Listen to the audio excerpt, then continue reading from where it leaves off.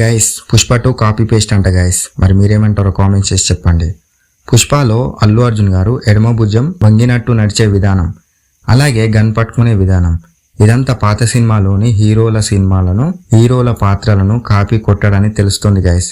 ఇది ఎవరు చెప్పారంటే శ్రీహరి గారి అభిమానులు చెప్తున్నారు. పృథ్వీనారాయణ మూవీ, ఆ మూవీలో ఒక 2 క్యారెక్టర్స్ ఉంటాయంట. ఒక క్యారెక్టర్ ఏమో విలనిజం ఉంటుందంట, దానినే సుకుమార్ గారు యాస్టీజ్ గా కాపీ కొట్టేశాడు. అలాగే గన్ పట్టుకునే విధానం తమిళ స్టార్ విజయకాంత్ హీరోగా వచ్చిన కెప్టెన్ ప్రభాకర్ ఈ సినిమాలోని స్టైల్ ను యాస్టీజ్ గా దించేశాడు అని అంటున్నారు.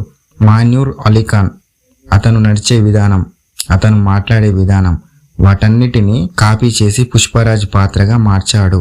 ఇదంతా ఒక భాగమైతే మరో విషయం ఏంటంటే పుష్ప నార్కోస్ అనే హాలీవుడ్ వెబ్ సిరీస్ కథ అంట. ఈ కథను తీసుకొని ఇండియన్ నేటివిటీగా సుకుమార్ గారు మార్చేశాడు.